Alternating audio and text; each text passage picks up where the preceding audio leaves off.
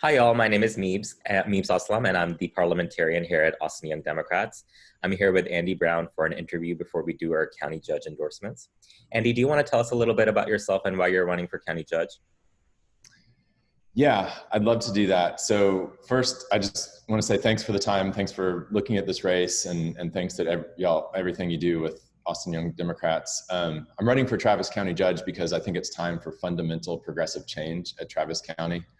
I'm obviously got two really great opponents, Jeff Trevelyan and Diana Limon Mercado. It's a true honor to be able to run alongside two such great people.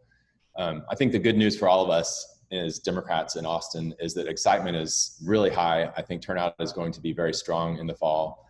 And it's going to take all of us working together to make sure that we get the fundamental progressive change at the national level that we all desperately need. I'm currently the finance director for Beto's organization, Powered by People. And I'm also an attorney here in Austin. And think that that's important because the last two county judges, Sarah Eckhart and Sam Bisco, have both been attorneys and had an understanding of the law, the county codes, how those things interact and how to amend them. I've run boards and I've served on commissions at the city and at the county. I was on the City Ethics Commission, the City Transportation Bond Committee, and I'm currently on the Austin Sobering Center Board, which is a joint effort of the city and the county. I was Beto's finance director when we raised over $80 million, ignoring people who said that we would have to take PAC money to be able to do that. We did not take a dime of it, and we set records on fundraising. I was also certified trained, and I worked as an emergency medical technician, which gives me critical background in emergency management and triage that is obviously even more highlighted at the county level right now. In 2008, I served as the chair of the Travis County Democratic Party for 5 years. But most importantly, I've taken an idea, a progressive public policy idea that aids in criminal justice reform. I've taken that idea from start to finish, along with the team, and I've been able to collaborate with the city and the county and even the state government to create something that really benefits our community, the Sobering Center. And in the last year or so, we've been able to divert over 3,400 people completely away from the criminal justice system. They weren't arrested, they weren't booked, they were just taken away from it entirely. And I know that together we can work to implement fundamental progressive change to build on that success and work even harder to get true criminal justice reform in Travis County and increased investment in mental health and behavioral health. Awesome. Thank you. So criminal justice reform is a very big issue that is really important right now, especially. The first question we have for you is, Travis County has taken a number of steps to promote diversion from incarceration. How effective have those efforts been, and do you support expanding these efforts at diversion? Sure, that's a really good question. So yeah, there are several what are referred to as diversion programs, but I think there's an important distinction between kind of pre-arrest diversion and I guess post-arrest diversion. So the county has several, there's a mental health docket, veterans court, different specialized, what they refer to as diversion programs to help people, get assistance and not serve time in the jail. And I think that's has a good goal there. But I think what I want to focus on even more is diverting people away from the jail altogether before they are arrested, before they enter the criminal justice system. And I think that preventing a criminal record from existing in the first place is a key part of this. It's about starting creative ways to keep people entirely out of the criminal justice system. And I'm really proud that I helped, along with Judge Nancy Hohengarten and a great team of about 40 people, to implement the Sobering Center. And that has kept 3,400 people away from the criminal justice system altogether. They were not arrested. It's the first of its kind of that effort in Travis County. It's a great start, and I think we need similar programs for behavioral health and mental health and more. Awesome. So a follow-up question on that is about mental health.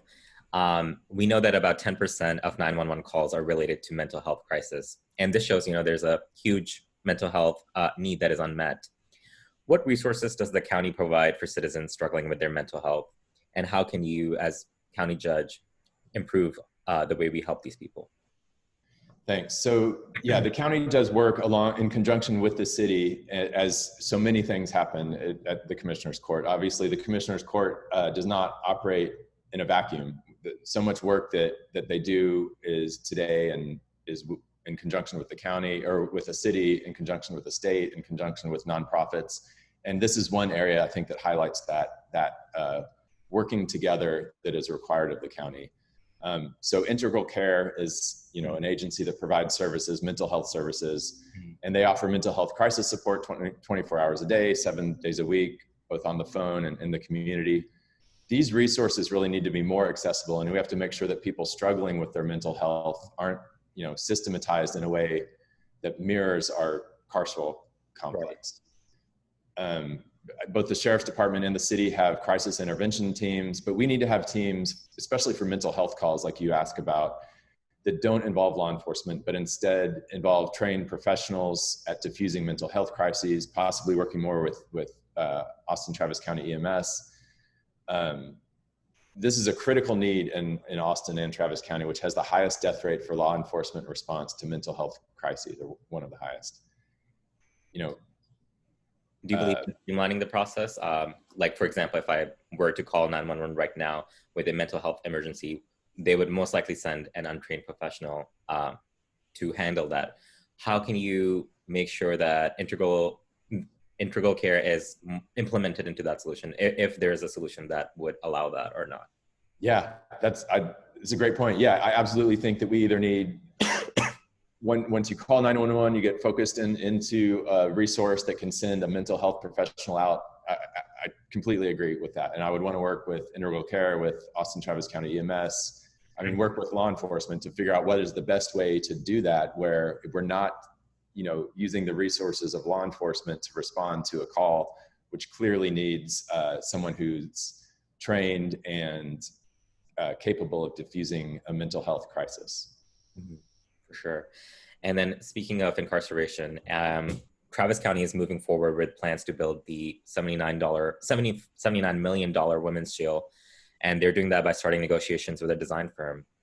And this despite the fact that there's data showing that there's an overall decline in jail bookings due to pretrial diversion programs.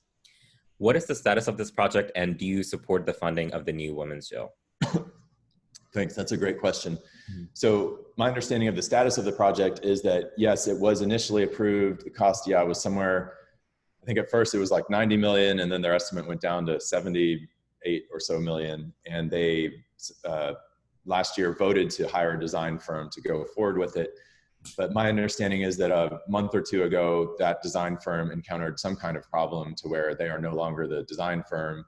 And the county has basically tabled the issue and is now, I think actual status would be they would need to vote to hire a new design firm if the county goes forward with that.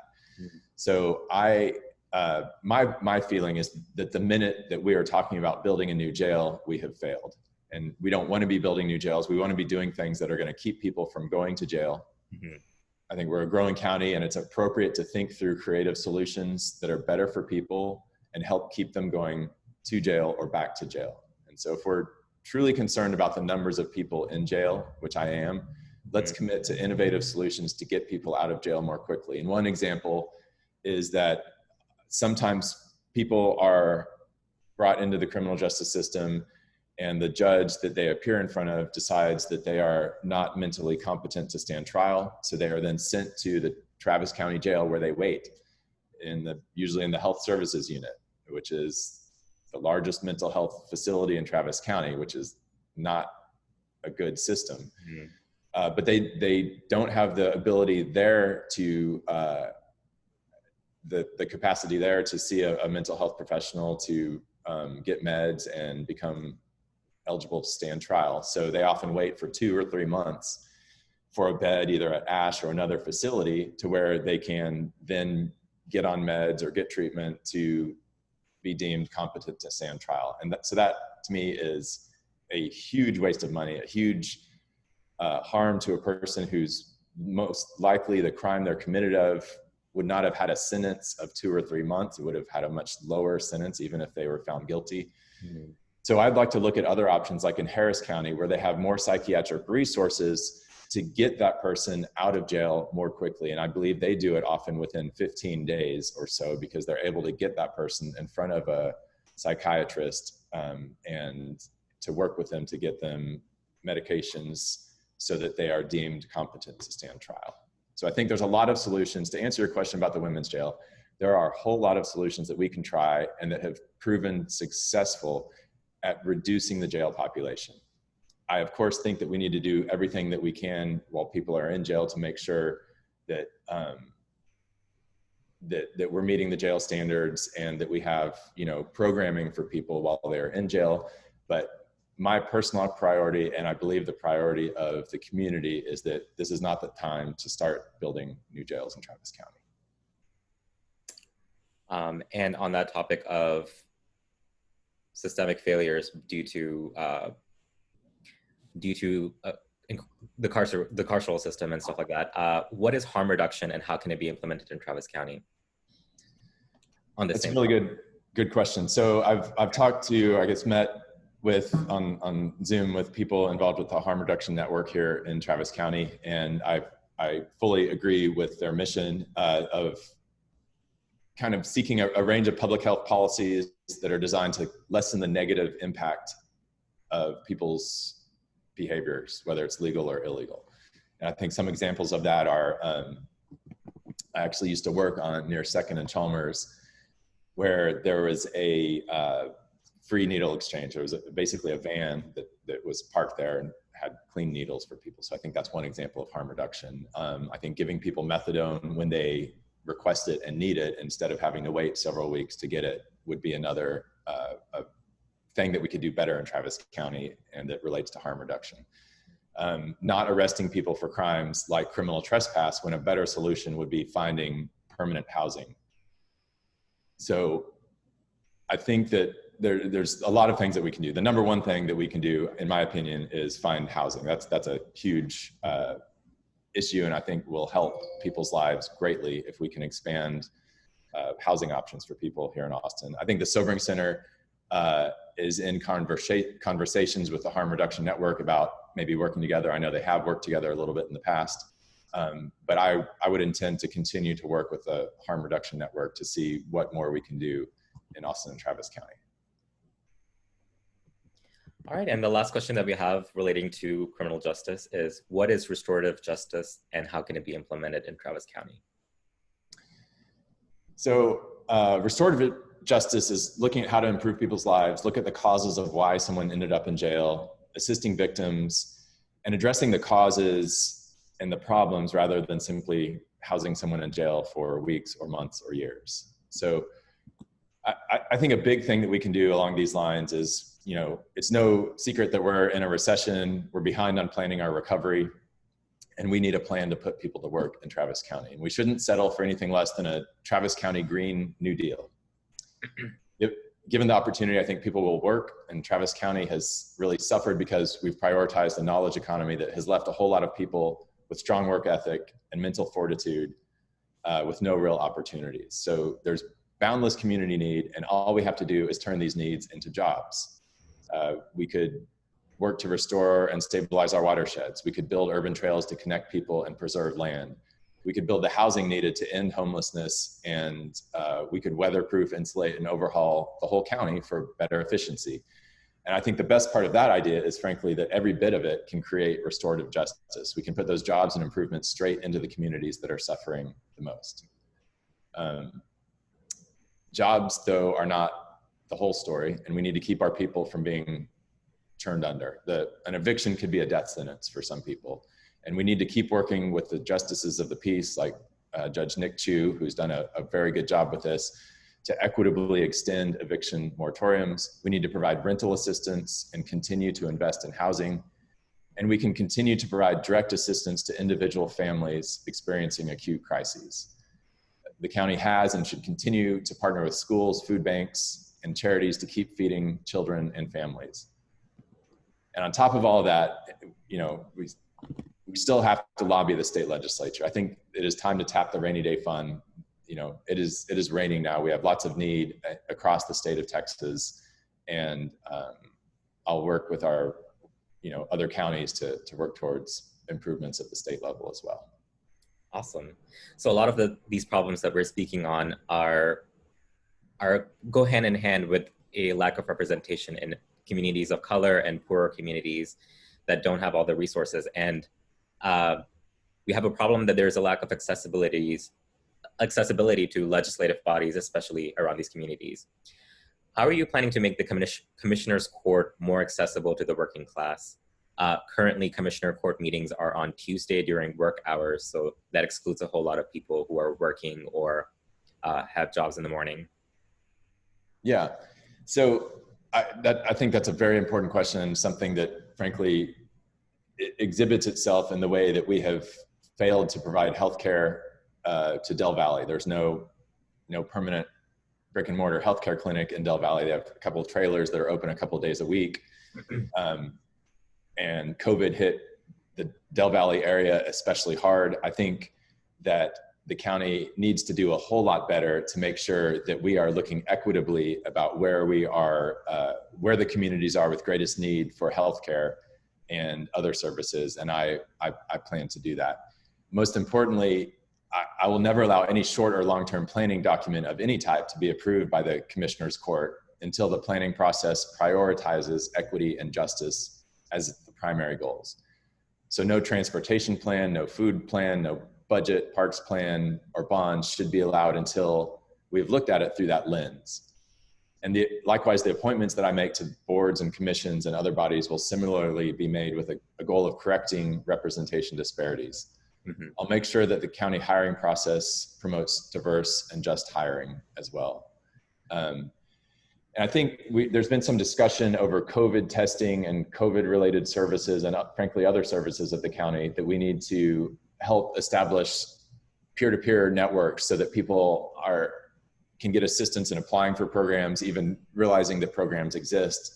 And so that is something that I would focus on as well at Travis County. So if you have applied for a program in the past and your neighbor has not, finding a way to connect you and your neighbor so that you can help your neighbor apply for similar benefits or programs that the county or the city offers. Awesome. And now we're going to pivot to the economic deals in Austin. Austin's economic deals often come to dominate news cycles. Amazon didn't choose to move to Austin because the city refused to incentivize the move, although Apple did move into the location in Williamson County when they incentivized their move. So Tesla was recently deeply incentivized by Travis County. Should Travis County pursue these economic deals, and is the process adequate to assess these deals? That's a good question. So I'm fundamentally opposed to incentives. I think they encourage a race to the bottom when you have multiple cities offering to collect as little taxes as possible. And even with labor agreements, the prospect of, if we have a good labor agreement that's part of an incentive deal, the prospect of suing over an agreement like that in state court with our current Supreme Court in Texas is questionable to me. But, any agreement that we do have should, of course, have full labor protections, local hiring requirements, the ability for workers to organize without penalty, the requirement that they pay prevailing wages for all work done on site, and be part of the county's Better Builder program. What I do think is that there is a need for a H-E-B style grocery store in Del Valley, and we need to move with Tesla-like speed to get an H-E-B in Del Valley. I'm frankly confused why it has taken so long to get a store there. My understanding is there's a piece of land waiting for it. Just hasn't happened. I would make that a top priority as county judge to work with the other commissioners to find a way to get a grocery store with reasonable prices and good selection, so that it's less of a food desert in Del Valley. And what other things do you think you can do? Would you do as county judge to make sure that these deals are more equitable and increase equity in Travis County? Well, I think, like I said, I would insist that if first of all, I'm not a huge fan of incentive deals, but if they're happening, I would insist on them having full labor protections, local hiring, the ability for workers to organize without penalty, the requirement that the entity or any work done on the site of the entity pays prevailing wages for all work done there, and that they be part of the county's Better Builder program. Because I think the Better Builder program helps workers. It helps make sure that employers that do business with the county are not misclassifying workers or committing wage theft, which frankly is a humongous problem across the nation. I think it's like a $3 billion problem to where of wage theft is a $3 billion problem across the country, where workers their wages are stolen by companies. And I don't think we should stand for that in Travis County. And I think that any deal that we have needs to have a very strong protection of workers. And that, for me, in part means agreeing to abide by the county's Better Builder program. Sure, thank you. That was a very thoughtful answer. And tied in with the economic deals are the affordable housing problem that we have in Travis County. So Travis County has a wealth of natural beauty that is threatened by greenfield development. Last year, Travis County courts were used to stop the city of Austin from increasing residential density. And this put a whole lot more pressure on Travis County outside of Austin to provide housing for those pushed out of the city limits. How can Travis County respond to the lack of affordable housing in Austin and push for a regional response to Central Texas's housing needs? Great question. We need more housing. We need more permanent supportive housing. We need better healthcare. We need better addiction recovery programs. The COVID crisis really gives us a chance to look at our society and ourselves and see why is it that people are homeless or housing insecure. And I believe that one of the most critical and effective ways to combat homelessness is through housing, through affordable housing, supportive housing, alternatives like Alan Graham's Community First Village. I think that the Sobering Center has done some good work in this direction, but there's more to be done. I'm excited about the possibility of applying restorative solutions and models to other needs in the community. We need more options for people who are addicted to alcohol, who want to seek recovery, who need quick access to methadone and harm reduction. And we need supportive housing specifically for people fleeing intimate partner violence, because we're never going to solve domestic violence until everyone who's being abused has a safe place to go. So let's make sure that we're helping people put their lives together. We can't continue to punish the vulnerable at such great expense to our county and to our community.